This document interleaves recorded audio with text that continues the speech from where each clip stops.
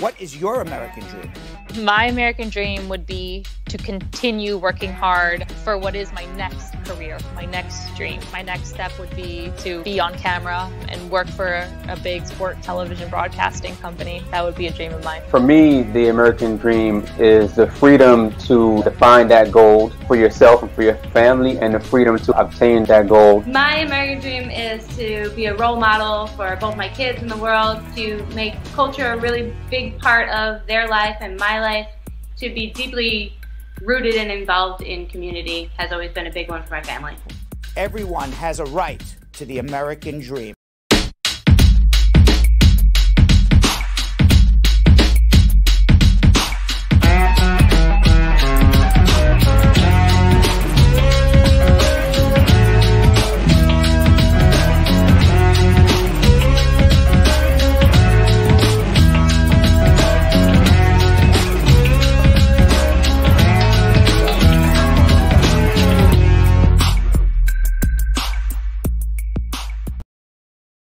Welcome, everybody. It is another snow day. I am live from my living room. Somewhere out on the internet is Jonathan Yo Elias putting the yo in yo-yo. And Vanessa Nesquik Contreras putting the Ness in Nesquik. What's going on?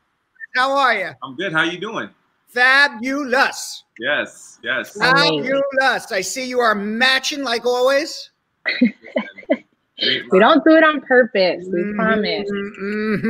What color is it? What is it? You know, tell it to the hand. You know, talk to the hand. To the hand. You ain't tell you. But yeah, no, I'm not matching as always. I don't know why. Listen.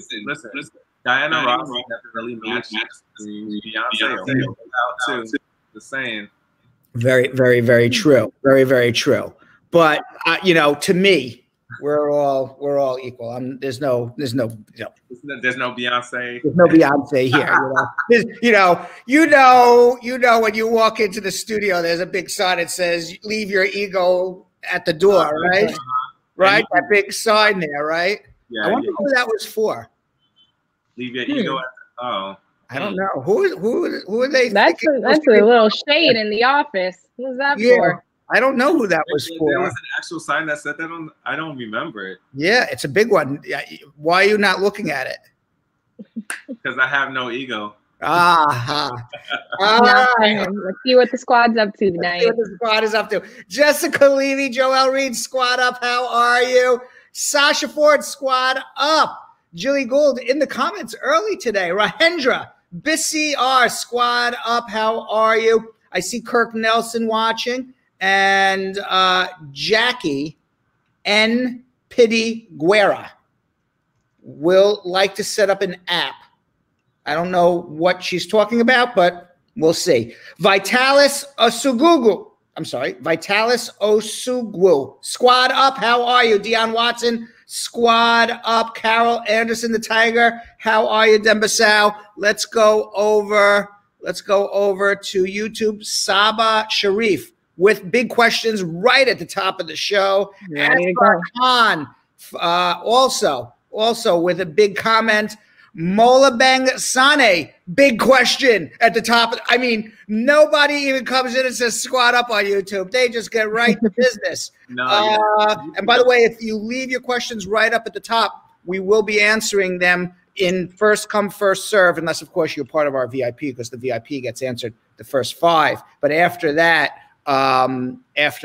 it's first come, first serve. So leave your questions in our comment section. Since I am at the dining room table, we cannot take your calls. We're all going to be doing all social media today. By the way, Molabeng Sane, my bad.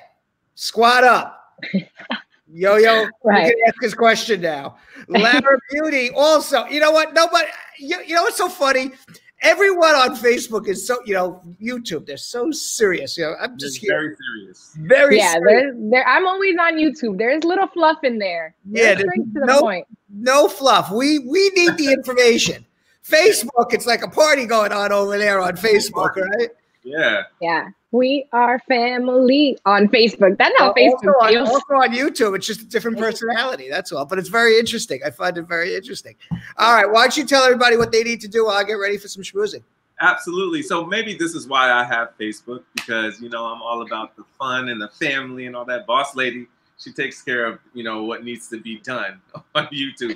So let's talk about Facebook. Everybody on all platforms, I need you guys all to become VIP members on Facebook. You guys saw it right there. You heard it from Brad himself. Facebook is a big family. It's a big community. It's also the same on YouTube. But Facebook, we need to bring everybody together. So Facebook allows the whole community, the entire platforms of all social media to come together and become a VIP member. And like we said, if you want to put your question anytime throughout the day, you don't even have to be on live. You don't have to be on right when we start.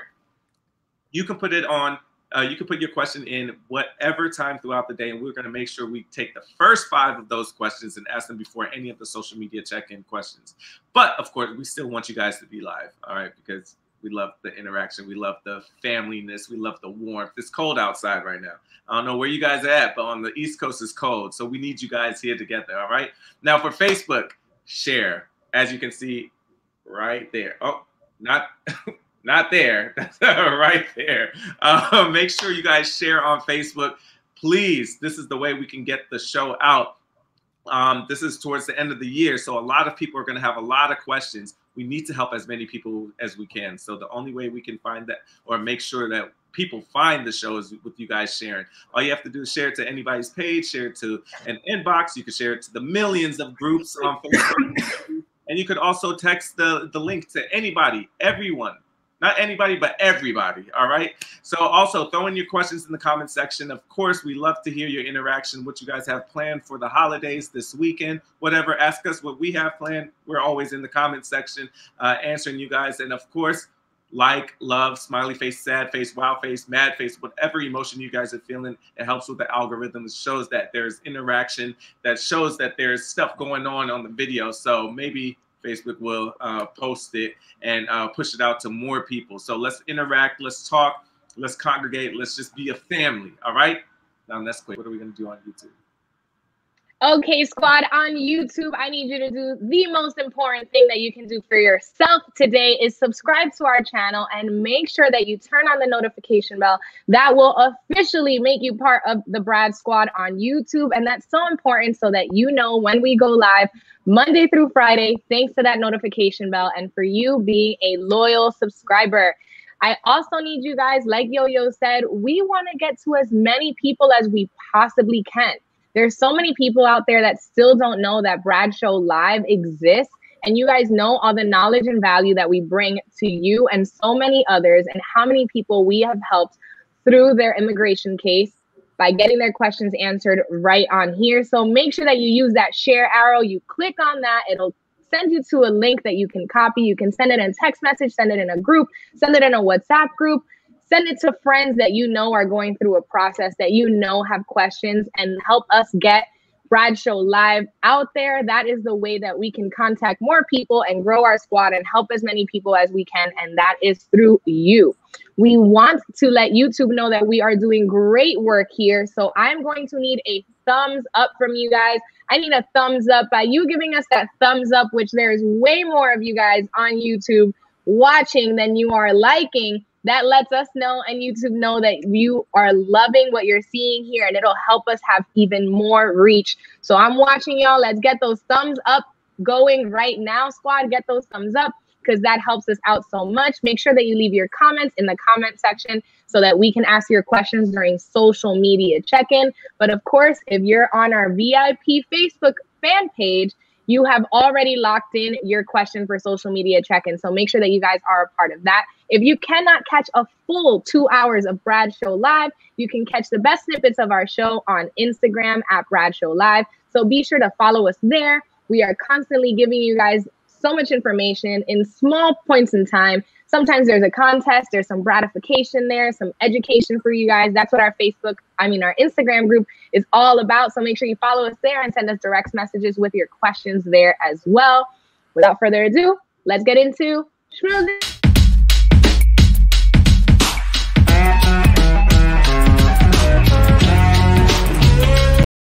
All right, schmoozing with Brad. We're going to start with coronavirus today. According to statistics from Johns Hopkins University, there are now more than 74.6 million coronavirus cases worldwide.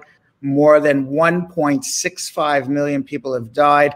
In the United States, 17 million people have been diagnosed with COVID, and there is now more than 308,000 deaths due to COVID from the United States. And, I was just thinking as I was reading this statistic, Yo-Yo and Vanessa, yesterday, my recollection is correct, we were just a little over 300,000. We forget what the number was yesterday. And I think yesterday I announced we just reached 300,000. It was 300,000 and change.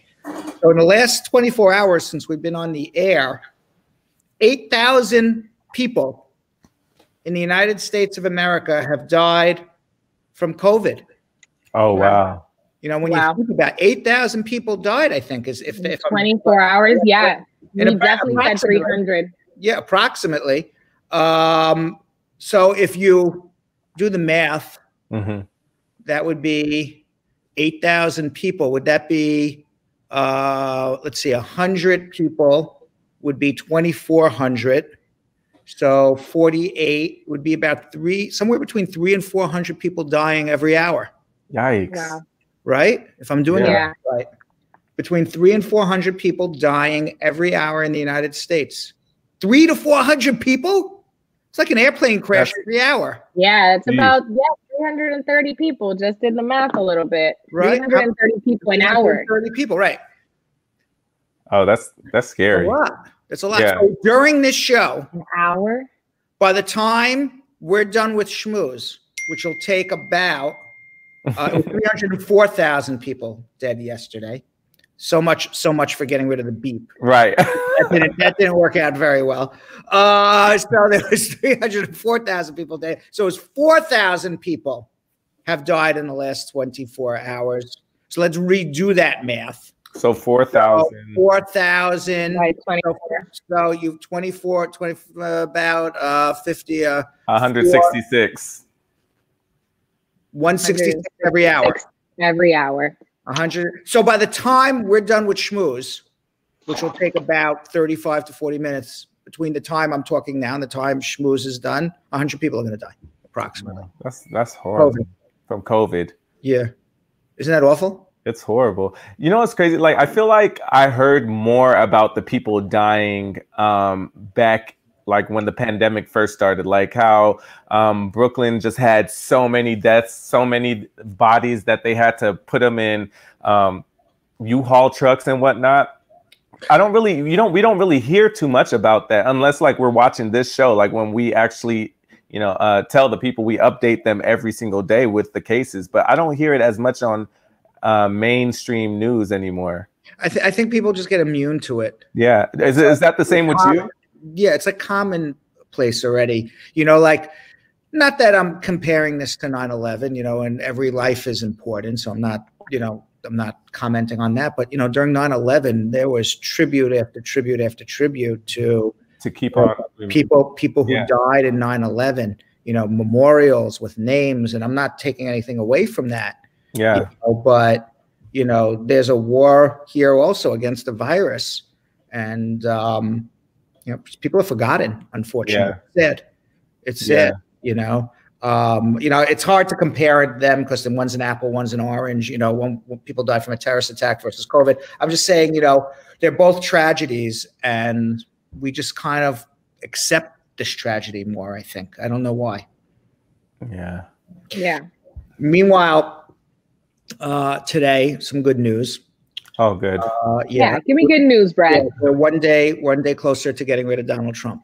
Also, yes, that wasn't even in my cards. I'm just telling you. Good news of the day.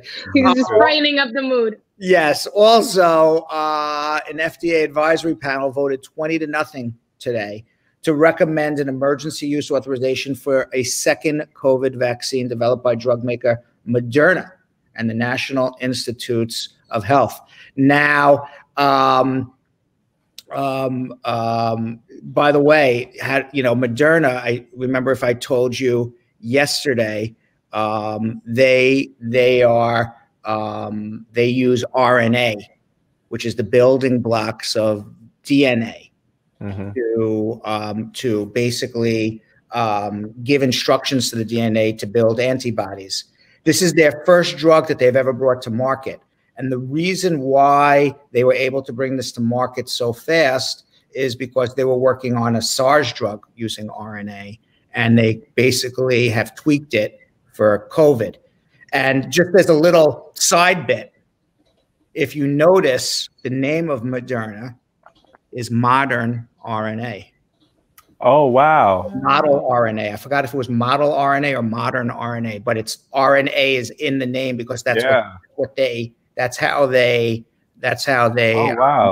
make their money. Now, the committee's recommendation now goes to the FDA, which is going to discuss any issues, and it is expected that a final decision will be issued tomorrow to use Moderna's vaccine as well. So we're now going to have 2 vaccines that are going to be given out, and hopefully that will speed up the process of people getting vaccinated. Now, yesterday also, the FDA said that in each particular vial of the Pfizer vaccine, they have actually more vaccine than is actually needed. So now there's actually a 40% leftover rate or disposal rate or whatever you want to call it. So they're now going to be able to use one vial to actually vaccinate more than one person. So because one of the concerns was that there's not going to be enough vaccination to vaccinate everybody. So this is one way in which they're going to be able to expand the vaccine supply by up to 40%. Nice. Now, Saudi Arabia's health minister got a dose of COVID-19 vaccine today, kicking off Saudi Arabia's mass vaccination drive. The big question is when is Biden and actually Trump and Pence and Kamala Harris going to get the vaccine? For 2 reasons. Number one, they're our leaders, and they should be vaccinated, especially Biden, Trump, Pence. They're all over 70. Yeah. We don't want I don't want Trump to, get sick and die again. I mean, I don't know. He had it already, but who knows? Maybe he can get it again. I have no idea. But they haven't been vaccinated yet. Now, Biden is expected to publicly get the vaccine next week. Pence says he's going to go in front of the cameras to get it as well. Trump, who had COVID, he is not going to be vaccinated until it's recommended by his White House medical team.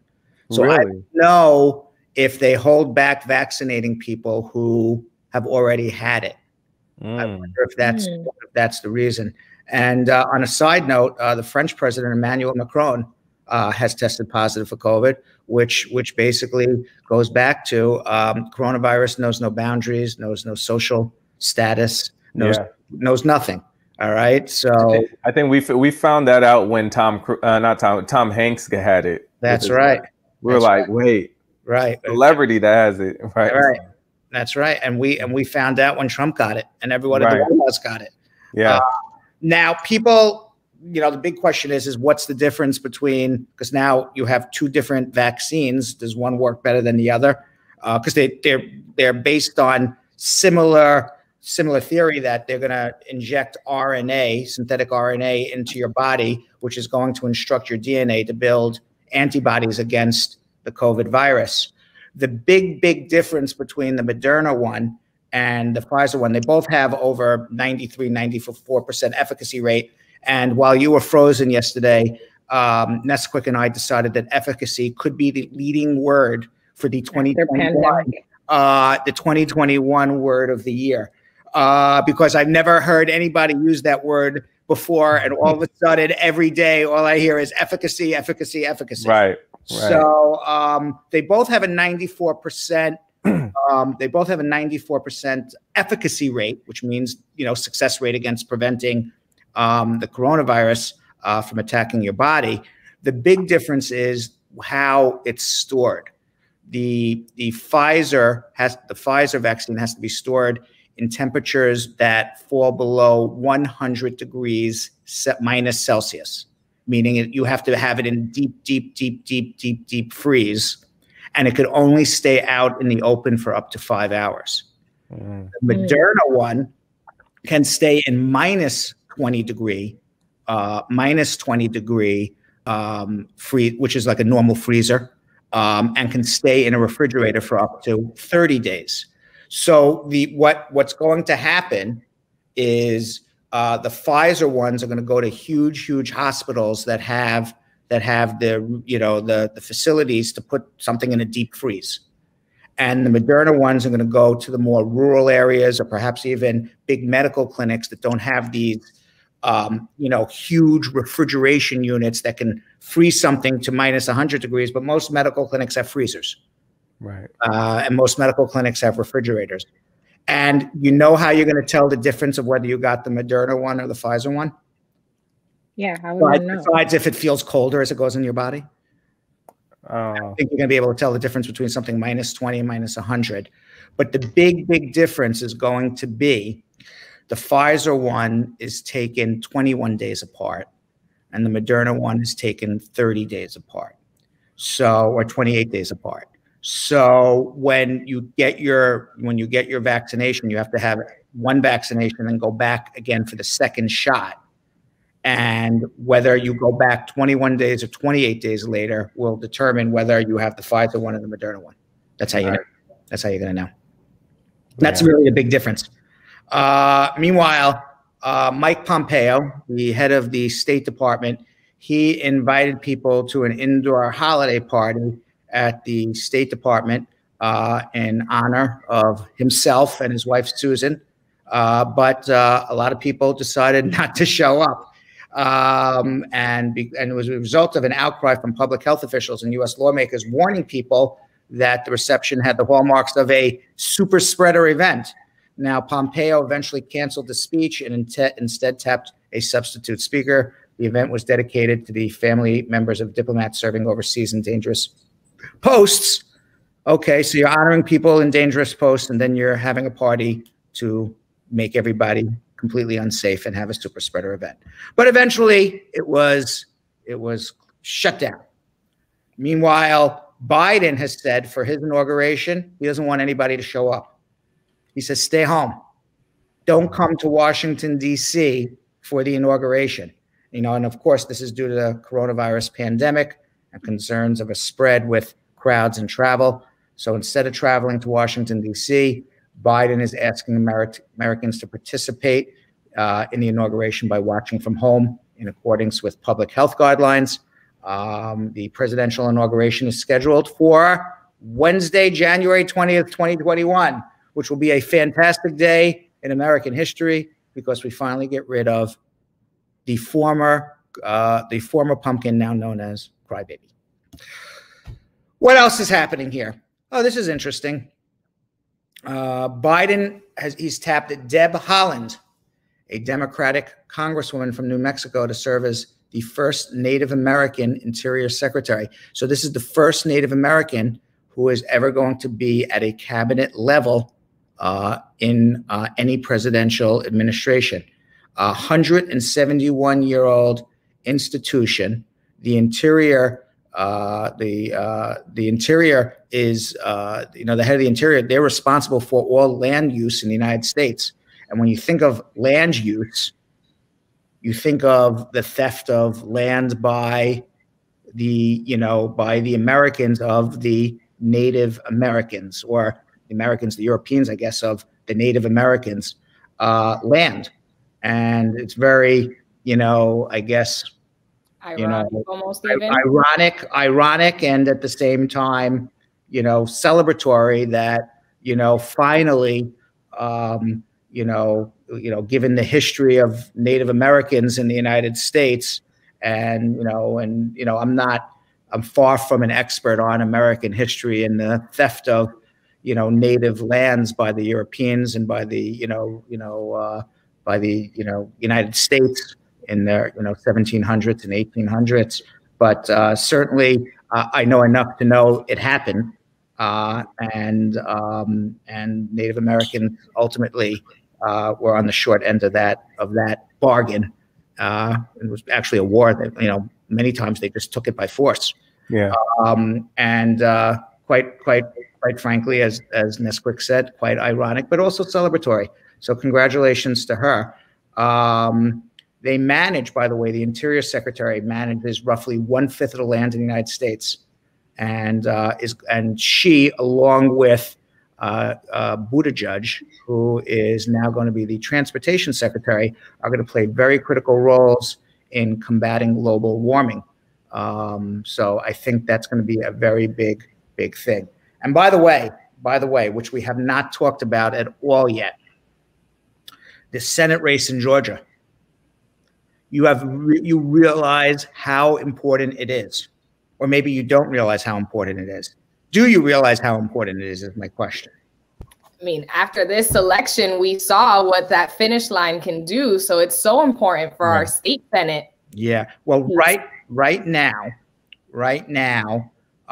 there are 50 Republican senators, 48 Democratic senators. 2 Senate seats are up for grabs. They both happen to be in Georgia in the runoff elections. If it's won by both Democrats, then it's going to be a 50-50 tie in the Senate. And then the tiebreaker goes to Kamala Harris, who's the vice president, who becomes the tiebreaker in the Senate. Why is that important? Obviously, yes, you want Democrats, you want a majority Democrats, at least, from our perspective, because then, Biden will be able to pass a lot of immigration reform and many other things. But, some people say, well, it's 50-50. It's not that big of a deal because even if it's 51-49, some Republicans will come over, moderate Republicans, other Democrats, it's very close, but the point is this: at 50-50, the Democrats pick the leader of the Senate, and the majority leader of the Senate decides what things come up for vote. So if the Republicans, Mitch McConnell controls the Senate, and Biden wants to put in, DACA, amnesty for DACA recipients, and it passes the House, because Mitch McConnell is now the Republican leader, he doesn't have to bring it up for a vote. So there'll be no vote. He controls the calendar for the legislature, who's voting. Oh, what?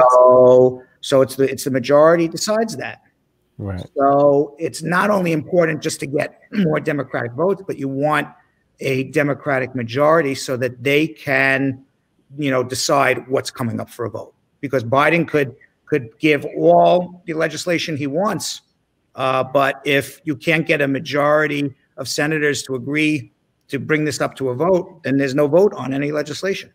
One of the things that one of the people, if you remember Merrick Garland, for example, Merrick Garland was nominated for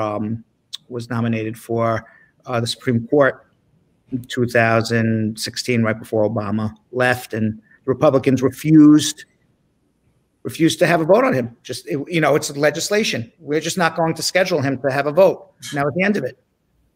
Okay. What? So there was no vote, which is what left open the opening for Brett Kavanaugh to come and get that seat. So now there's talk about Merrick Garland being the U.S. attorney, but he is on the circuit court for Washington, D.C. And I don't think you're going to see Biden say who's going to be the U.S. attorney till after the Georgia runoff, because he has to replace Merrick Garland on the circuit court. And if the Republicans control the Senate, there'll be no vote. There'll just be an empty seat there for 4 years until the next president. So it's a very important election. Yeah. It's a very, very important election. So, the runoff is between Senator Perdue, who is the current senator, and he is going up against a young kid, John Ossoff, and it's very close. It's within 1% or 2%. And Kelly Loeffler, who holds the other seat, and she's running up against Democratic Raphael Warnock, and he is a pastor, and he took over the church where Martin Luther King was a pastor. Wow, really? Yeah. Yeah, so he was, I don't know if he took it, I don't think he took it over directly after the death of Martin Luther King because he's too young. Too young, but he is, at some point, he took over that church. Wow. And that's what propelled him, because obviously it's a very important church and a very important congregation, you know, politically. Yeah. So in-person voting is starting on December 15th, and Georgians can vote by mail. And here's something also very interesting. The Atlanta Journal-Constitution reported that according to an updated voter registration list, 76,000 new voters registered in Georgia between October deadline of the deadline to vote for the Senate runoff, meaning that at some point after the presidential election and before the deadline to vote for the Senate runoff, 76,000 new voters came on board. Now, are they Republicans? Are they Democrats? Right. So we don't even know. We don't know. We just have 76,000 more voters are going to vote for this Senate runoff than voted in the presidential election 8 weeks ago.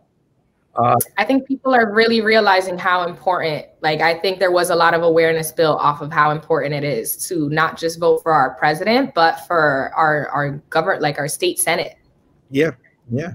Do you think some of those come from Stacey Abrams? Is it Stacey Abrams? Yeah, absolutely. Yeah, she leads the voter drive there in Georgia. You know, what has been reported so far is that 56% of the new voters are under the age of 35. Wow. Which you would assume then are more liberal. You would assume that younger people are more liberal. Not always. Okay. 46% identified as white, which means that 54% identified as a minority. Yeah. So yeah, based on those statistics, you would say that most of it would be Democrat. It would be a Democratic vote. You would guess that, you know, 54% minority. And that's not even saying. And under 35. Right, right. And the fact that, you know, the 46 is, you said 46 is white? 46% white. Now. And that's not even saying that all of them would be Republicans. A lot of them. Correct. Right. That's correct. Yeah. I mean, look, I mean, you're looking at a white guy who's a Democrat, right? Right, right. Okay. So, yeah. So it's looking good then. Thank you. Thank you. You're a good looking Democrat. Right. So, and by the way, just as a reminder, Biden only won Georgia by 12,000 votes. Wow. So these 76,000 votes are going to make the difference, really. Yeah. Yeah, we won't have to go insane and recount and recount. And it is going to make an enormous difference about what Biden can get done. You know, we're an immigration show for immigration.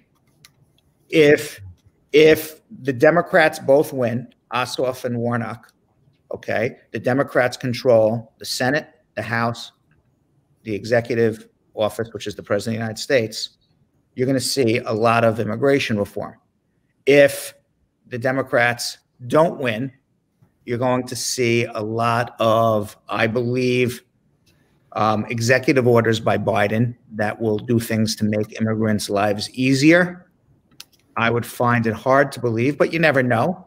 I would find it very hard to believe that a huge, huge amnesty bill would ever come up for a vote in the Senate controlled by Mitch McConnell.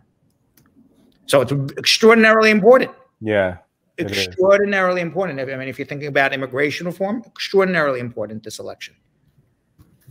Yeah, it is. Yeah. Now, Mitch McConnell says Congress has finally made some progress on the coronavirus stimulus bill. The $900 bill. Sounds like a $900 bill. Right. The $1 billion bill on the table includes an additional $300 a week in jobless benefits and a possible new round of stimulus checks at $600.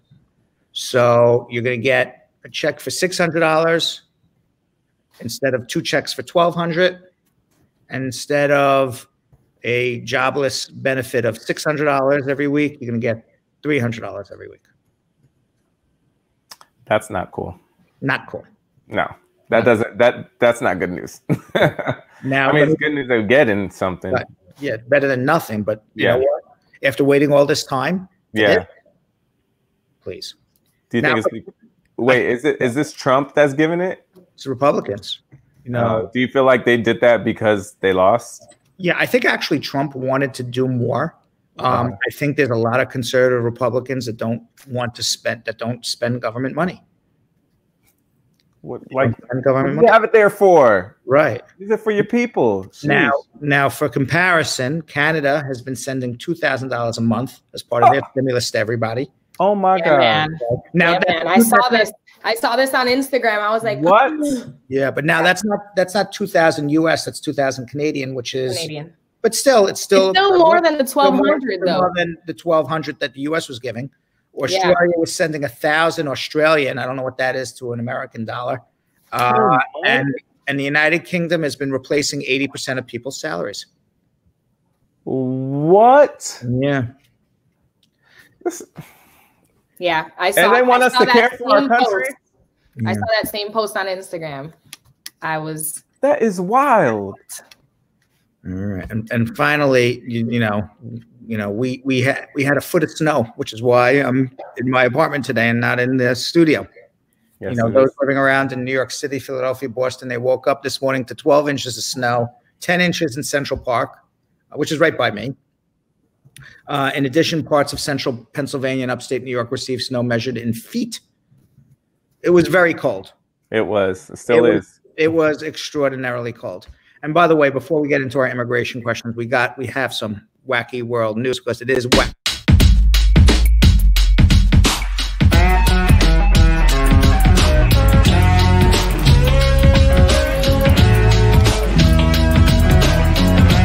All right, so let's wake this party up a little bit. All right, it was very solemn, very solemn. I know. What's with that? It was very solemn, right? We were all excited before the show started. We were. I think it was the news. Now let's get into it. There was a row of things. It could have been the COVID, the Georgia, our stimulus check ain't nothing compared to other places. Or lack thereof. It started off great. I said, here's some good news. We have one less day of Trump. And then after that, it was all right downhill. Right. Meanwhile, an Australian jogger. We're going to go to Australia first. All right, let's do it. An Australian jogger was attacked, I guess, not attached, was attacked by a kangaroo who may have been attracted by her Sarah Jessica Parker perfume. Tracy Noonan appeared on Australia's Ross and Russell radio program to recount the ordeal, which occurred earlier this month in Melbourne. Tracy said, I thought, oh my goodness, this is now going to claw me to death, recalling the experience of being knocked down by a kangaroo on her morning run. Noonan, who claims she often sees kangaroos from afar on her jogs, told the radio host that this particular kangaroo took a special interest in her, following her along and even jumping 3 fences to get closer. By the time the kangaroo was making its way over the 3rd fence, she knew she was going to be in trouble. This thing is hopping over fences. And you think kangaroos are cute. They're not. They're very vicious. No. Yeah, they're vicious. Yeah, they'll whoop your butt. They will whoop your butt. Now, while turning to flee, Noonan said she soon felt the kangaroo hit her in the back, causing her to fall to the ground. Cautiously standing back up and inching away, Noonan distracted the kangaroo long enough to find safety inside a stranger's home. But that didn't stop the kangaroo from sniffing around the driveway for the next 2 minutes. She stayed inside the residence, one of whom went outside to scare the kangaroo away, only to find that her stalker was still waiting for her when she eventually left the house. It was something out of a horror movie. A local park ranger would later tell Noonan that her perfume, it was the Sarah Jessica Parker collection, was the reason that the kangaroo took such an intense interest in her. What about the perfume did that kangaroo want? I don't know. I don't know if the kangaroo wanted to mate or kill her. I don't know. But all I can tell you is if you're going to Australia, Vanessa, leave your Sarah Jessica Parker perfume behind.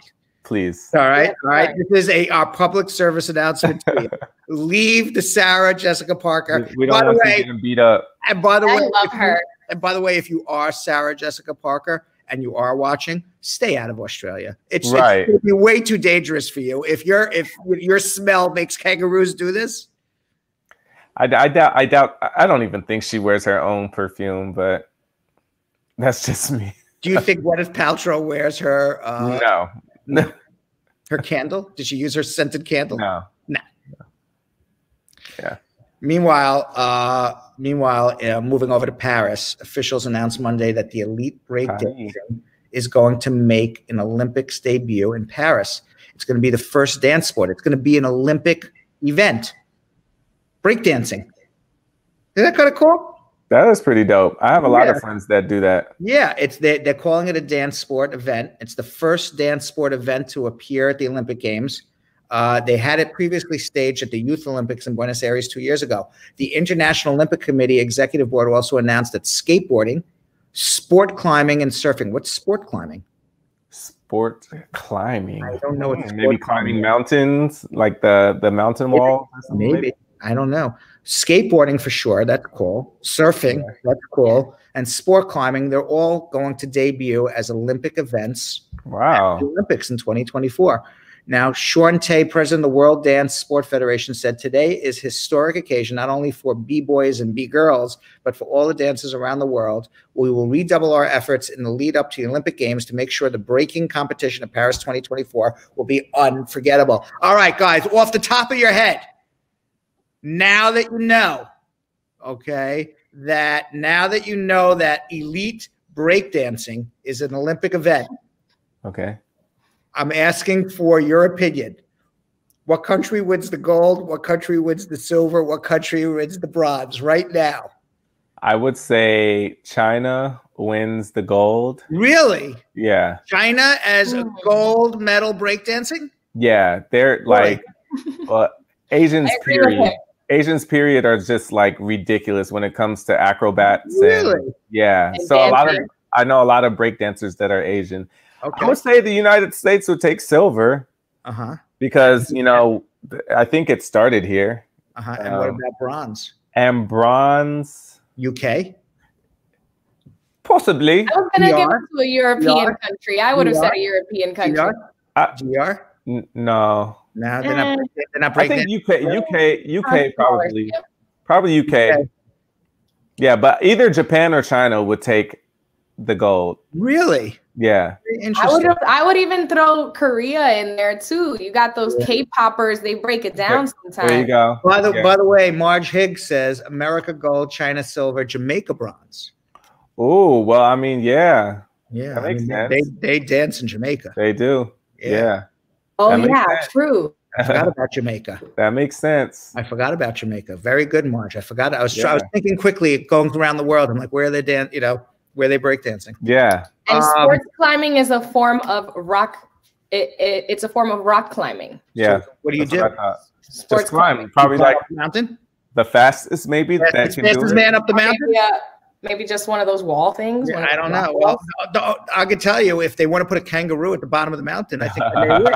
Short of that, I don't know if I'm going to get up the mountain. That's right. Wall climbing is hard. Rock climbing is hard. And meanwhile, let's moving on to Russia. Okay. A generous French philanthropist has left a sum of money to some very unusual beneficiaries in Russia. A bunch of cats living in the basement of the Hermitage Museum in Russia. Around 50 cats live in the famous St. Petersburg Museum. The Hermitage Museum, I was actually there. It's called the Winter Palace because that was the Winter Palace of the Tsars of Russia. And it is also home to more than 3 million works of art, artifacts, sculptures spread across buildings, including the Winter Palace. You see that picture right there? I actually walked right under that. I remember that. Right under that. Yeah, I remember walking under that. Oh, dope. Yeah, now Catherine the Great, the founder of the Hermitage, gave the cats and status of guardians of the art galleries, noting that the cats were housed to keep rodents from the premises. Now they're taken care of by volunteers and museum staff. The museum general director, Mikhail Petrovsky, said in a press conference earlier this month that the unnamed French philanthropist was so taken with the animals that he left a sum of money for them in his will. He said, our French friend did a very good thing. It's a brilliant PR for both the cats and charity. Such a nice gesture. Unfortunately, in the French man's will, there was no money left for Vanessa. Sorry. Very sorry. I checked. I was upset about it. That your name was not mentioned, but 50 Cats in Russia got some money. I was upset about it. Yeah, nobody from the squad got money. But no. I would have been really upset if I actually knew this person and these cats got more money than me. I'm like, really? Imagine. You would actually say, look at this cat got the money and I did, right? Like, what? Sir, they can eat from the trash. Like, I need this money. All right. I think we got to get to some immigration questions. Let's do it. Let's do it. All right. Before we get to immigration questions, we have a Brad Education. In today's Brad Education, I answer the question, why should I file for citizenship 4 years, 9 months, and 3 days after I get my green card?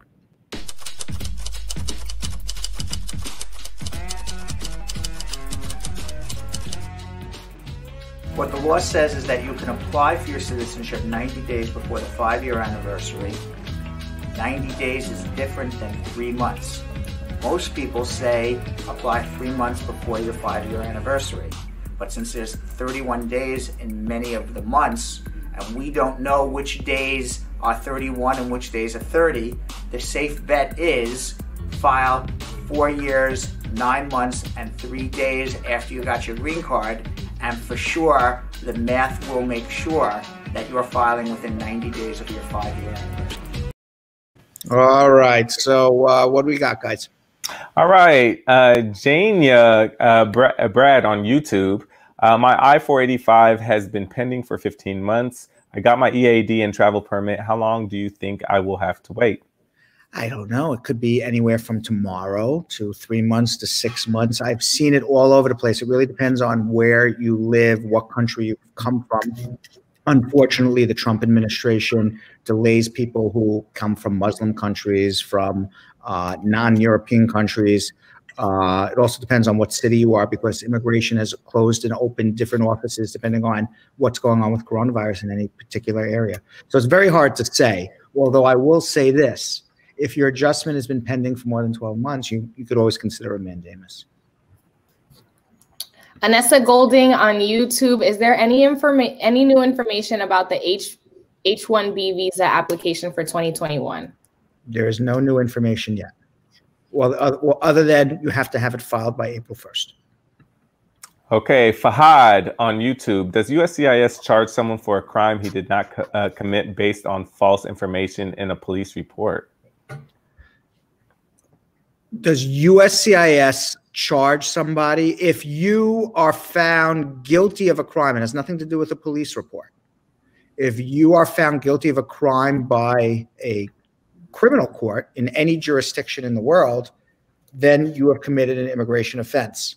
And how do they define what a crime is? They define a crime by this. This is defined in the Immigration Nationality Act. So I always hate to use the word they. So whenever anyone says, and they said this, and I'm like, well, who are they? Mm-hmm. Well, let me tell you who they are. They are the people who wrote the Immigration Nationality Act. And they define, the Immigration Nationality Act defines the definition of a crime. And a crime is that you were found guilty, either by a jury, by a judge, or you went in open court and you pled guilty to said, yes, I'm guilty. And they sentenced you to a punishment. That punishment could be jail, a fine, probation. So if you got a punishment and you were found guilty, that's the crime. The only time that they can use a police report and you have not been convicted of a crime is as evidence that you are a suspected drug trafficker. Because there's another section of law that says if you're a suspected drug trafficker, even if you've never been convicted of drug trafficking, they can bar you from getting a green card or even deport you. So they can use some evidence from a police report to try to say, well, this evidence from a police report shows you're a drug trafficker. But other than that, you have to have a conviction. How's that? That's perfect. Thank you. Lara Beauty on YouTube. My master calendar hearing is March 2021. Can I get married to my fiance while in deportation? Absolutely. You should file an I-130, file an adjustment. And when you show up to your master calendar, tell the judge you have a pending adjustment and you want to complete that adjustment before the judge. Purple and Mela on YouTube. My VAWA was approved since January 2020. How long is the wait for an interview? Did you file an adjustment, Purple? Is that her name? Purple and Mela. Purple Carmela. You have to file an adjustment. So if you filed an adjustment, either with contemporaneously with the VAWA application or after you got your VAWA approved, you figure it's about 12, 14, 15, 16 months, somewhere in there. Anyeka Makabechi on YouTube. Will the Nigerian ban be lifted come 2021, and or am I exempt from the ban since I'm married to a U.S. citizen? It's going to be lifted because Biden's going to be the president. Village Rami on YouTube. Brad, can an approved VAWA expire after 15 months? If so, what can I do? No, it doesn't expire, ever. Oh. Vero Oliveira on YouTube. They have two questions. One, can a DACA recipient apply for AP? And two, I received my social card through DACA and it shows for work only. Now that I have a green card through AOS, do I need to make any changes? Yes, yes, and yes. So the answer to number one is because of a recent litigation, DACA recipients can apply for advanced parole now. Number two, if you got your green card, you should go back to Social Security. Excuse me. Excuse me. You should go back to Social Security and ask them for a new Social Security card without that valid with USCIS authorization. You're going to get the same number again. It doesn't change your Social Security number, but you shouldn't walk around with a Social Security card that says valid with USCIS authorization. You should just have a Social Security card like everybody else. Navdeep on YouTube. I'm divorced. Can I apply for VAWA? If you apply for the I-360 within 2 years of the divorce. Raw233259 on Instagram. I was abused physically and had bruises on my feet, but when I took a picture, I didn't show my face. Is that a problem? I have letters from friends and self-statement and psychologist letters proving that I was abused mentally, emotionally, and financially. Can I have documents showing that it was a real marriage since 2016? I'm applying for VAWA. That is why I'm asking. Will those be enough? I don't know if it's enough. I would have to see what, the details of what's in different people's statements and everything. Obviously the picture of a bruise on a foot is different than a picture of a bruise on a foot looking at you, but that still doesn't mean that the bruise was caused by, an abusive wife. You could have dropped a frying pan on your foot for any, who knows what happened. So yes, a picture is evidence. Getting medical treatment is evidence. Telling a medical professional contemporaneously with you getting that medical treatment what happened is very good evidence. Yeah, so having a picture of a bruise of a foot and you saying it's your foot is better than having nothing. Okay, it's Jaka on YouTube. For my EB2, I-485, and I-765, my spouse and I got biometric appointments, but not our 13-year-old son. Will he get it later soon, or he'll have to do it after he turns 14? After he turns 14. Manny Freshvenegas on YouTube. Do I have to have health insurance as a petitioner for the adjustment of status? And how long after we get married do we have to file for the adjustment of status? Yep, you can file the day after you get married. I think it's even in one of my Braducation videos where, one of the questions is, how long do I have to wait from the time I get married to filing the adjustment? And everybody says different things, and there's no right or wrong, but my opinion is if you're in a real marriage, just go file. What are you trying to hide or prove, or trying to trick? And if you're not in a good marriage, whether you wait a week, a month, a year, the rest of your life, you're most likely not going to get through. So my advice is you get married, go file, get your benefits. Now, okay. Oh. Now they asked, do I need medical insurance? And the answer is, you have to be able to show that your spouse is going to be able to support himself or herself moving forward without getting on any government benefits. Now, one of the big government benefits is Medicaid. God forbid you get sick. So it's a totality of circumstances test. So they're going to look, they say, are you an old person? Are you a frail person? Are you a sick person? Then yeah, you better have health insurance, and your wife or husband better have health insurance, because you're more likely to get sick. If you're 25 years old and completely healthy and, you know, look like the Incredible Hulk, then maybe you don't need health insurance. You're perfectly healthy. There's, you know, 25-year-old people who look like the Incredible Hulk don't go to doctors ever and don't get sick. So, you know, it depends what your situation is. It also depends how much money you earn. Mm-hmm. You know, somebody who earns hundreds of thousands of dollars will be able to pay to go to a doctor, and they're not going to be qualified for Medicaid anyway. You know, if, you know, you barely, you know, scrape by and can barely get the affidavit of support done, or you need a second affidavit of support, and you're applying for a frail person or an old person, then yeah, you better have health insurance. So, you know, it depends on the situation. Okay, Salio Bay, YouTube. If you file for your wife out of the state and gets approved, she then gets her card but didn't get her Social Security, what can she do? It's been a year now. Can she file at the same time? She got her green card but didn't get her Social Security, then go to Social Security. Say, where's my Social Security card? Or apply for it. Is that the question? Mm-hmm. Yeah. You're not. Don't sit around waiting for a Social Security card to come to you. You know, people who sit around, you know, if you do nothing, you get nothing. This is true. All right. Squeaky wheel gets the oil. Call up Social Security. Say, hey, where is it? Closed mouths don't get fed. You know, one thing I have to say about America, and a lot of people have different, you know, social norms and what they feel comfortable doing. But in America, you got to speak up. Yeah. No one's coming to give you something. You know, and I speak to too many clients who say, I'm waiting and waiting and waiting and waiting. And I go, why are you waiting? Well, I didn't know what to do. Okay, you got to speak up. You got to do something. Okay, nobody's giving you anything here. It's the land of opportunity, but the opportunity you have to take. It's not being given to you. Yeah. And here's a perfect example. I mean, a person could be working for a year already if they had a Social Security number. They're waiting around for it to be mailed to them. The next one comes from Louisa Mitchell on Facebook. My daughter came to the U.S. at the age of 15 and graduated from high school. Do these qualify her for DACA program? What year did she come here? Bless you.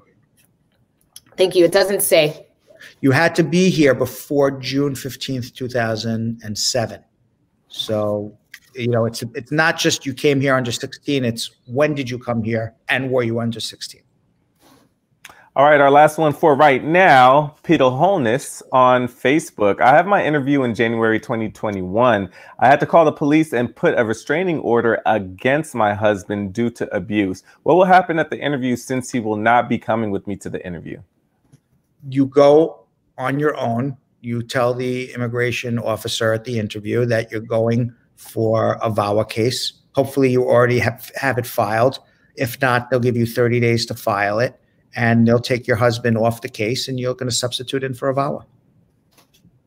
Right. What are we supposed to do now? Instagram. You're right. I'm like looking at my thing. I'm out. Talking about, you know, not being able to speak up. And by the way, if you didn't get your questions answered, you could always follow me on Instagram at Real Brad Bernstein. If you follow me on Instagram at Real Brad Bernstein, drop me a DM. I'll be happy to answer your immigration questions. You can also follow us at Brad Show Live. If you follow us at Brad Show Live, you can get the best 1 or 2 minutes of our show if you don't want to watch an hour and a half of me, Yo-Yo, and Vanessa. And Jonathan?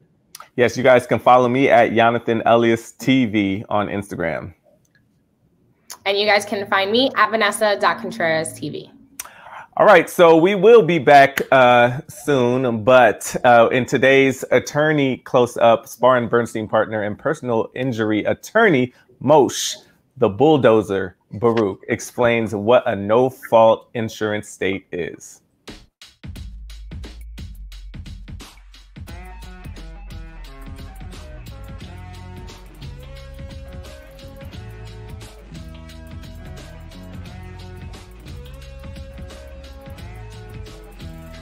Luckily, in the New York state, it's a no-fault state, which means regardless of whose fault the accident was, your bills, your medical bills, time out of work, will be paid for exclusively by the no-fault insurance company laws. What you do have as an outset is the serious injury threshold, which means, yes, the insurance companies will pay for your medical bills, they will pay for your out-of-pocket expenses, your lost wages, but in return, to be able to be compensated for pain and suffering, you must show the insurance company you've suffered a serious injury. Pursuant to New York Insurance Law 5102, you have to suffer a serious injury. The law defines that into several categories. One example is a broken bone, a fracture, even a fractured tooth. There's about 9 categories, all right? There's a significant limitation of a body part, which is usually what people who don't have, when you don't have fractures, fall under. So if a doctor medically determines that, for example, your shoulder doesn't go up in range of motion as much, he can deem you physically disabled and subsequently have a significant limitation of that body part. That will suffice. All right, so we have some more social media questions. We do. All right, Ryan Words on Facebook. December 30th, 2020 will be 5 months since I submitted additional evidence to USCIS pertaining to my VAWA case. They informed me that the documents were received and that they started working on my case again. However, it's been almost 5 months now and I'm yet to hear anything from them. Should I be worried? No, because they're just taking a real long time with VAWA cases. Also, there's COVID. Also, there's Trump. They're supposed to give you a response in 120 days, but they're not doing that right now. You got to, you know, if a year from now you still haven't heard from the time that they received your response with your RFE, then, you know, then you're in mandamus territory, that they're really violating your rights. But you got to give it a year now, unfortunately. Okay, this one's a little lengthy. DJ Fidel on Facebook. My brother has had a green card since 2001. He's never been in trouble. 2 years ago, he was on a road trip and pulled off to get some gas. The police in the area were running a sting on female prostitutes. He didn't know. An undercover female cop asked him for $10 and he said, I don't have $10, but I could give you $1. He's a nerd and honestly thought she was begging for money. Next thing, they arrested him. He was bailed out after 3 hours and the charges were dropped. And the judge said that since he's never been in trouble before, he should just watch a video on prostitution. His girlfriend is now visiting from Jamaica. She wants to live here. Can he file for citizenship considering what happened 2 years ago? If he files right now, how long will it take for her to get her work permit and a green card? Well, they would have to marry. Right now, as a permanent resident, if you marry, you know, she would have to wait 90 days from the time she comes. But assuming she's in legal status and they marry after 90 days, and you can file an adjustment before she falls out of status. As far as the prostitution thing, if in fact those are the facts, I don't have $10, I have $1. That's the cheapest prostitute. In Roman times, it was more than $1, I would assume. For anybody, I never heard of it. $1 prostitute. So I mean, you know, if you actually get those facts and those police reports and say the guy offered me $1, you know, that's not really soliciting a prostitute. I think you're absolutely going to be okay and file your citizenship. You have $1? Yeah, that's pretty bad. That's pretty bad prostitute. I mean, you got to start raising the prices, you know. Have more confidence in your work. Yeah, right. Exactly. All right, Jalissa Stallworth on Facebook. If an immigrant is deported while having full temporary custody of their 1-year-old American-born child, will the child be taken out of the country with them? You can take the child out of the country with you if you choose to. You're the custodian, so you can take the child anywhere you want. Or you could leave your child behind with somebody else, and then they would go into family court and become their legal guardian. Denise Thompson on Facebook. How much does it cost for a visa to England? I don't have the slightest idea. I don't live in England, so I don't know. And I've never applied for a visa for England either. This is just American questions. American. It's hard enough to keep track of America. All right, Norma Gowdy on Facebook. I would like to file for my family from Jamaica. Can you give an estimated time frame as to how long that will take? What family? Yeah, that's yeah. Lynn Shoemaker, Soisi on Facebook. What is the form DS5535, questions for visa applicants? Why would you get this at the end of your visa interview? I'm not sure. I don't know what that form is, but 5535. I gotta see what DS5535. let's see what the DS5535 is. It is. Let's see what it is. Supplementary questions for visa applicants. Why do you get it? Because it's part of the visa process. They want to know countries you've been to, siblings, children, spouse. It's all for security reasons. They want to investigate you. Okay, Mo on Facebook.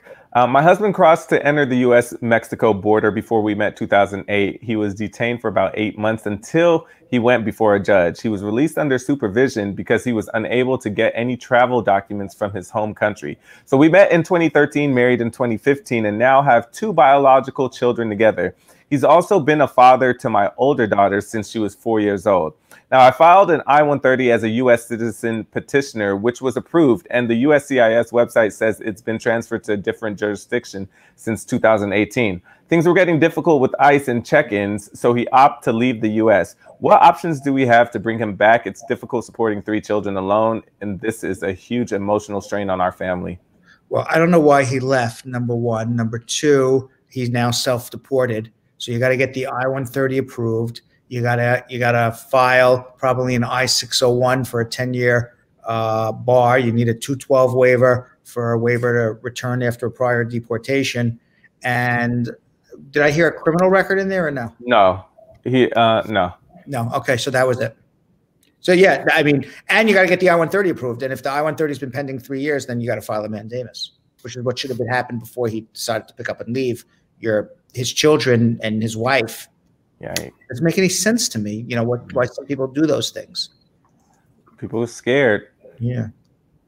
Brandon Rush on Facebook. My girlfriend came here on a K-1 fiance visa and is going to divorce her ex-husband. Will I be able to get remarried to her if her ex-husband fails to get her green card within 90 days? I'm willing to do what I can to keep her in the U.S.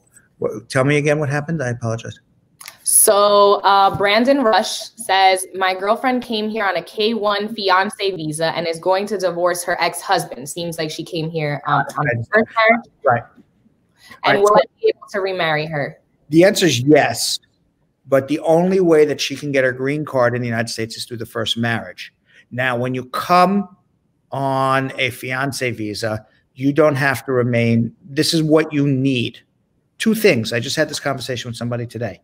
2 things you need when you come on a K-1 visa to establish that you can get a green card. You have to get married within 90 days, and your spouse has to have signed a Form I-864, which is the affidavit of support.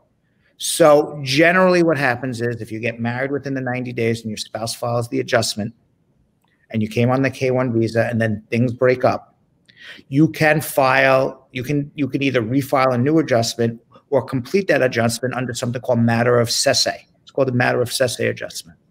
And what a matter of cesse adjustment says is as long as you came on a K-1, as long as you got married in that 90 days and your spouse filed the I-864 affidavit of support, that's all that is required to establish that you're entitled to a green card. So in this particular case, Brandon Rush's girlfriend, if she got married, because I heard she got divorced, so she got married obviously within the 90 days, if the husband filed the adjustment, she should be completing that case or filing a new case based on matter of cesse. If the husband, because in order to file the adjustment, the husband would have had to have filed the I-864 affidavit of support. If on the other hand, they never filed the adjustment of status, yes, Brandon Rush, was that his name? Brendan Rush? Whatever. Brandon Rush. Okay. Brandon Rush. Okay. So yes, Brendan Rush, you can remarry her, but then you would be filing an I-130 visa petition, a provisional waiver. She would have to go home and come back. Milky Getacho on Facebook. I entered the U.S. with a B2 visa to visit my mother, the country, and my boyfriend. Amid my stay, COVID was declared as a global pandemic, and as I was pregnant with underlying health condition, I stayed more than my original plan. During my stay, I had an emergency C-section and gave birth. In that situation, it becomes extremely difficult to return. I filed the I-539 explaining my situation. Yet it's almost more than 6 months and I haven't heard anything from USCIS. I don't exactly know what to do. I'm a PhD student and a teacher back in my country. What's the likelihood of getting a new visa if I return to my country before the decision is made, before the decision is made and before the 180 days are counted? And can I apply in the consulate? All right, so you need to do, the answer is you should leave or file for an extension in some other category. Just because you haven't heard anything doesn't mean you can stay here indefinitely until immigration makes a decision. Yes, you could leave. If you leave and they make a decision extending your stay for 6 months, then you would have stayed legally during this entire time. Your visa presumably would still be valid.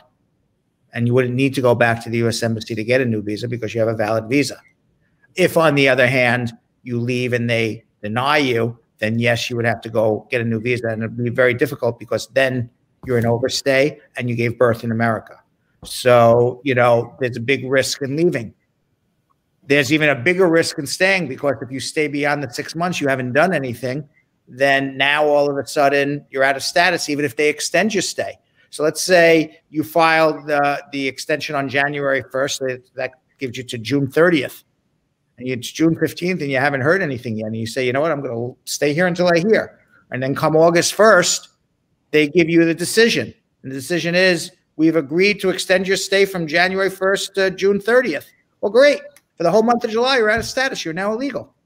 So that doesn't help you either. So it's either going to be, you're going to file another extension, even though you haven't heard from the first one yet, or you're going to leave. Got it? Yep. Good. Hey, Ben Solomon on YouTube. After filing I-130 online, how does uploading additional supporting documents months after affect my case? Don't upload anything unless you requested to in an RFE. Lorna Ross on Facebook. How long does it take to file for a son-daughter who's living in the States and wants to get to a work permit? The mother is a green card holder. How old is the son and daughter? Are the children of legal status? Is the mother married to a U.S. citizen? Did she marry the U.S. citizen before 18? The children were 18? How did the children come to America? Yes. What color is George Washington's white horse? Who's buried in Grant's tomb? I need to know all of those answers before I can answer her question. Asset Lindo on Facebook. I did my I-485 interview and was told they had to review it. Is this good or bad? I don't think it's good or bad. It just means they got to review it. So, you know, if you have nothing in your past to make them, you know, find something, then, you know, you're fine. If, on the other hand, there's something you're concerned about, then you should be concerned. I mean, you would know more than me whether you should be concerned or not. Okay, MGBEOBU. Sorry. You got it good. You got it good. MGBEOBU. McBeaubu. There you go. McBeaubu Mickey on Facebook. I filed for an adjustment of status in 2017 and had my interview with my wife November 2018. This year, July, they asked me to go and authenticate my divorce certificate from my country in Nigeria. I did that and sent it to them before the time they gave on September 18th. I called them and they said they got it, but till now I haven't heard anything from them or received my green card. What should I do besides wait? How long has it been now? So they did the filed for the adjustment of status in 2017 and did the interview with the wife November 2018. File a mandamus, 3 years. Okay, so this year in July was when they asked him to authenticate the divorce certificate. Oh, this July. All right, then you got to wait at least till next summer before you do anything. Okay. And our last one comes from Edith Nedzo on YouTube. My 10-year green card expires in February of 2021. My N400 is pending. I just received notice I-797C on September 4th. What should I do? What was pending? What was the first sentence? I missed. 10-year green card expires. She has an N400 pending. What about an I-751? Did I hear? And then she received the notice for an I-797C. Yeah, that's. Read the question again one more time. I apologize. My 10-year green card expires in February of 2021. Okay. My N400 is pending. Does that help? Okay. Yeah. Okay. Fine. So she goes. If you filed for your citizenship within 6 months of the expiration of your green card, you can just make an InfoPass appointment. Go down to USCIS. They'll put a stamp in your passport with a temporary green card.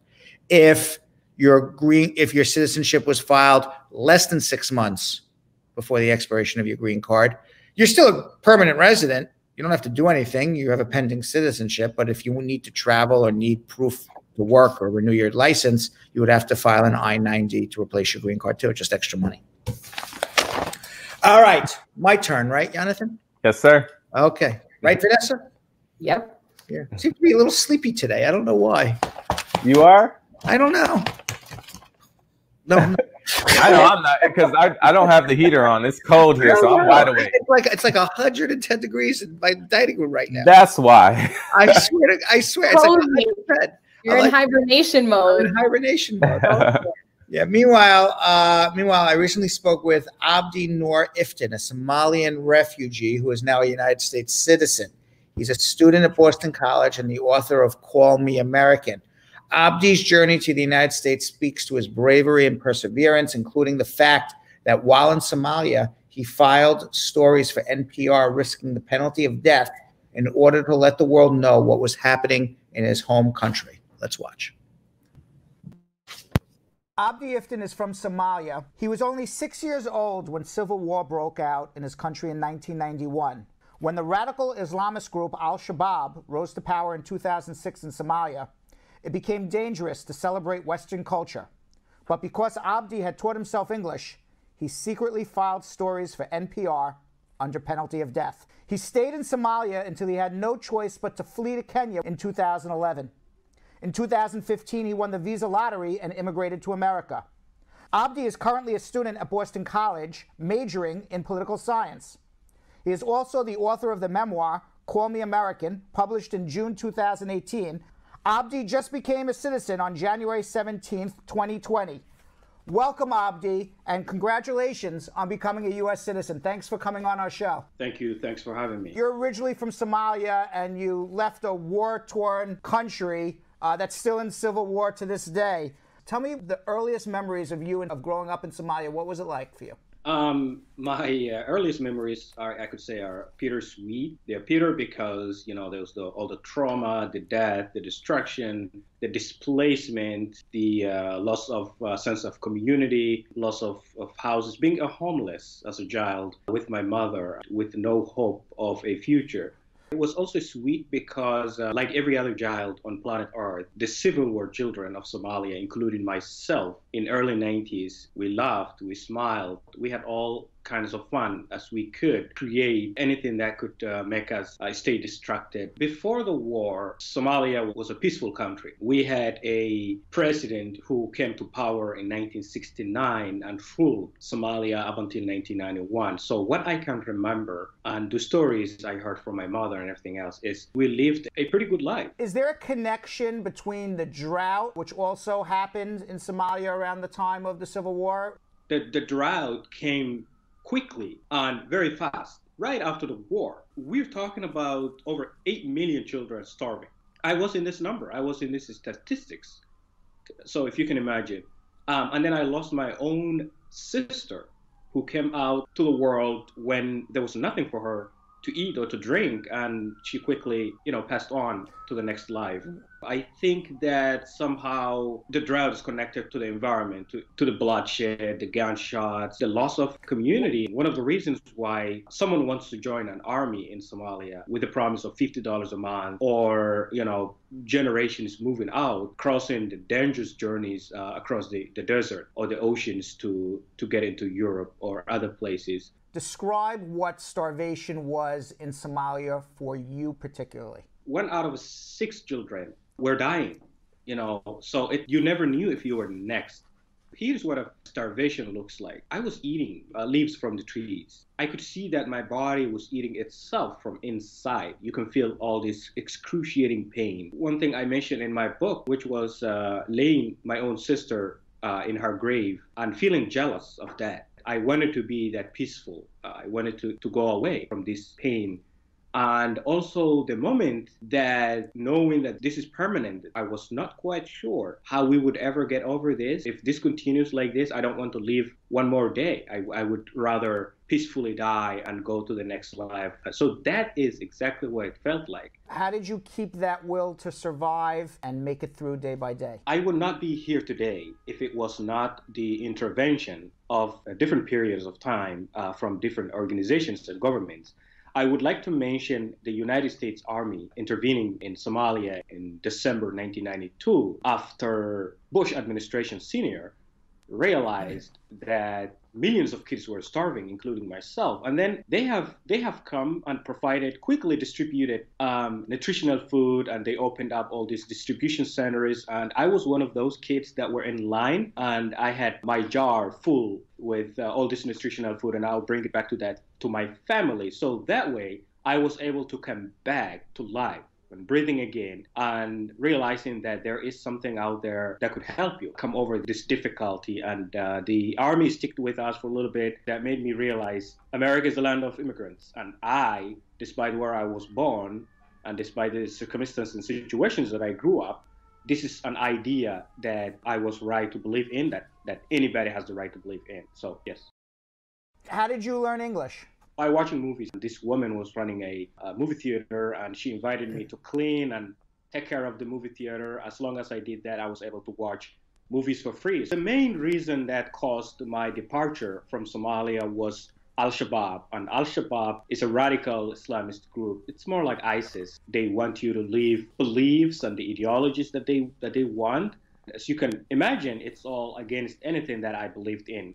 No music, no movies. You can't go with girls to anywhere. You cannot dress. You can't have your hair cut in any style that you want. Like, you cannot do like Michael Jackson. You can't have curly hair. As long as you're in Somalia, you don't have work. You don't have any other promises of traveling outside of Somalia, going anywhere else. So they are vulnerable to fall into the arms of Al-Shabaab, because Al-Shabaab is promising power, wife, money, and most importantly, they will just make you look like you will go to heaven. How did you get from Somalia to Kenya? How did that work out? What did you physically have to do? Who brought you there? I had connected with a group of Americans who came to hear my story on the radio, and they decided to sponsor me and send me some money to buy a ticket. And I flew from Mogadishu, Somalia, into Kampala, Uganda. And then the Ugandians have temporarily arrested me in the airport. So you can imagine how frustrating and scary that is. So I had 24 hours to sneak out from Uganda and then smuggle myself midnight into Kenya. So I had, again, to bribe drivers to get me across the border. Now, you were doing interviews on NPR radio, which is in English. How did you get on the radio? What were the interviews about?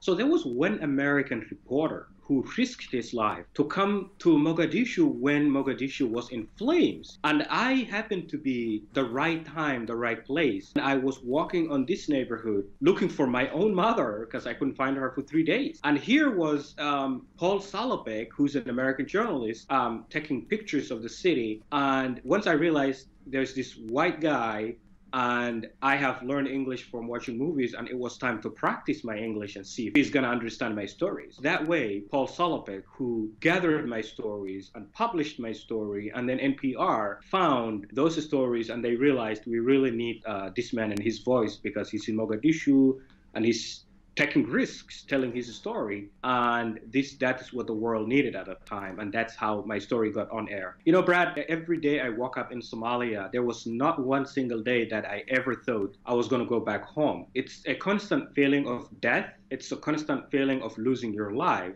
I did not have internet, so there was a local cyber cafe, you know, a place where you go and use their computer to write emails and send audios. That place was full of Al-Shabaab sympathizers. They stand up on your shoulder, they see what you're writing, they see what you're doing, they see who you're communicating with. They were going after all the spies. And I walked into that cyber cafe every single day, sending my own stories. And if they found one of those stories, they could murder me on that same spot. I was only motivated with the fact that I got accepted sending my stories for free, that a whole community, a whole country might be able to listen to my voice. That was more, to me, like, even if I die tomorrow, you know, my voice is out there and people might probably be talking about me. Mm-hmm. That was one thing that really kept me thinking, I have got this opportunity which not many young refugees don't have. You made it out of Somalia, you made it into Kenya, and you didn't make it to America till 2015, so you were in Kenya for 4 years. Tell me what life was like for you in Kenya. Technically, being a refugee in Kenya, we're supposed to live in the camps, refugee camps. In this case, one of the world's largest refugee camps. And my brother and I found that place to be extremely difficult to live, harsh, it's dry, it's very hot, it's very humid, it's very warm. So we decided to come to Nairobi, which is one of the most advanced cities in Africa. And he and I were selling socks, hats, scarves, watches, shoes on the streets. We didn't have a permanent place. So I would be sticking a bunch of hats in the buses where people were riding, and I would ask them, buy it and pay me something, you know.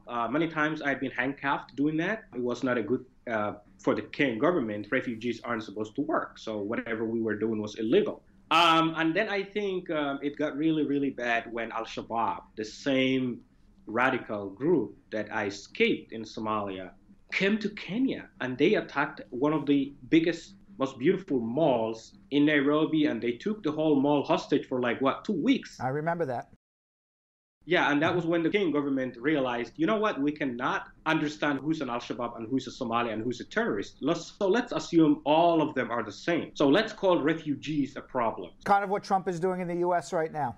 Exactly. That is exactly what they were doing. They were coming into the apartments, they picked people, loaded them up in police trucks. I'm saying this because it happened to me. They dragged me all the way downstairs from my room, and I can never forget. They sent you back to Somalia. They did not send me back to Somalia. I had to bribe my way out while I was still handcuffed and in the back of the police truck. My brother and I were blindfolded, handcuffed, sitting in the back of the truck. And then the next thing you hear is, all right, how much do you want to pay for you to be free for the rest of the day? Thanks to the Americans who supported us, so we had some dollars in our pockets, and I had to give whatever I had for me to buy my own freedom for the next 24 hours. And then again, after 24 hours, same thing happened. So it became a situation where for 3 months, that's what we lived with, you know, being scared, being freaked out, not being able to even venture out to find food. And it sort of reminded me 1991, being starved. Eventually you made it to America. How did that work out? I wanted to do everything I could to get to the United States. So my American friends put together some funding to apply to a college in the United States. My brother and I both applied to a local community college in Maine, the state of Maine, and we got accepted by the college, and everything was great. But I was denied. They would never give someone from Somalia a student visa because they're never returning. You're supposed to come to be a student and go home. And that's why you were denied. That's right. Right.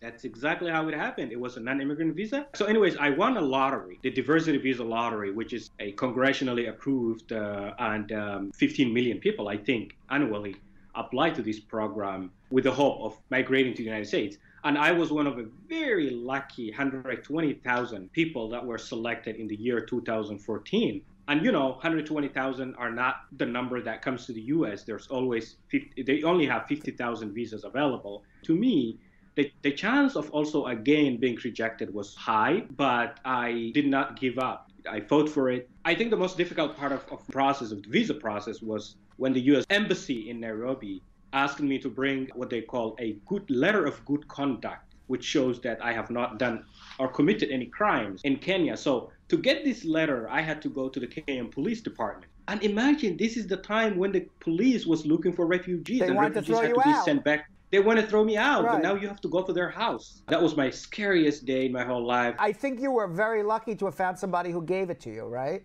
Exactly. And I was very lucky to find someone who was eager for a bribery, you know. Arriving in the US with the lottery visa, I do not qualify for the refugee assistance that most refugees receive once they land in the United States. So I really needed someone to sponsor me, to show a proof of residence, you know, place that I'm going to stay. A family who are epidemiologists, both of them doctors. They work with the CDC. They also teach at the University of New Hampshire. They decided to give me a place to stay. I was very lucky to be able to find a family that who said, you're going to be with us. We have got a room for you. Your room is furnished. You know, you got everything, a closet, bed, and all that. I don't take anything for granted. That's why I wake up every day in the United States being very thankful that as I talk to you today, I am an American citizen. But you also wrote a book. It's called Call Me American, and it was published in 2018. Tell me about the book. So I put together my memoir, Call Me American, first of all, to show and introduce the world of my own family, what we went through. That's amazing. What do you feel as a U.S. citizen now of Donald Trump calling the country you came from, Somalia, a shithole? The guy is ignorant. I suggested that we send him a copy of my book because unfortunately, I also read his book, The Art of the Deal, when I was in Kenya before he became a president. I thought he was a nice guy, but turns out he's not. I would say, Mr. President, guess what? I'm a Muslim, I'm a Somali, I'm an immigrant, I'm a former refugee, I'm a former asylum seeker, and I'm a person of color, and I'm very proud of this country. And things that you say, things that you describe to the Somalis, to the Africans, and everything else, is a betrayal to my American dream. I never expected that a leader of the free world would have ever said something like that. Finally, where do we find your book? But check with your local bookstore, online, Google it, it'll be there. Abdi Iftin, quite a life so far, and you're such a young man. You lived 5 lives already, and an amazing, amazing story of survival and success. And I only wish you more and greater success. Thank you so much. Appreciate it. Wow, you know, it's amazing. You know, I watched that interview again. My interview with Abdi was probably like 45 minutes, so they cut it down. But what an amazing, amazing story of, you know, and you think about when you hear people say, you know, we don't want refugees, we don't want people from Africa, we want more of them. Right. More Abdi, sure. Yeah, absolutely. I mean, he's amazing, amazing, amazing story. All right, let's get to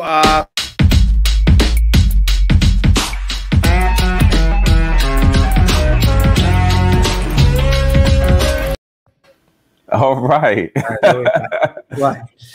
Just cut it off, huh? All right, Miloslav Minkov is the first comment of the day. He's been having a lot of comments of the day recently. He's thinking ahead of time what his comments are going to be. I think like 3-4 days in a row he's commented a day there. Listen, he's going to keep on doing it if he keeps on with these dope comments. Listen, not that it's a competition, but he seems to be winning. Yeah. He said we are all pumped up with the squad up.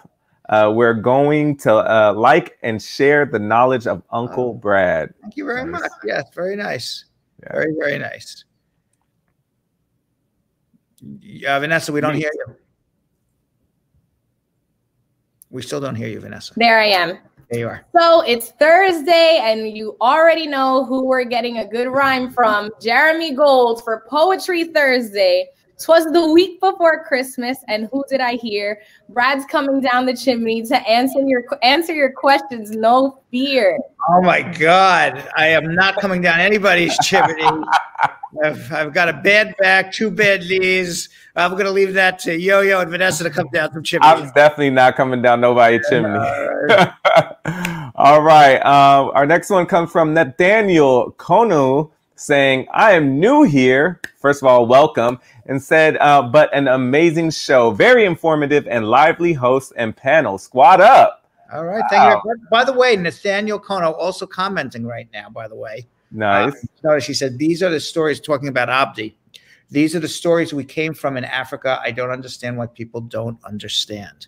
Yeah. Because there's just not enough publicity about what's going on. You know, it's not in the conversation. That's why people don't understand. It has to be made more in the conversation. I'm happy that I was able to add a little bit. We were able to add a little bit of that. Absolutely. And last one comes from Getaway Kathy. The sun is bright again because of you guys. Oh, very nice. Get away. Come on. Get away.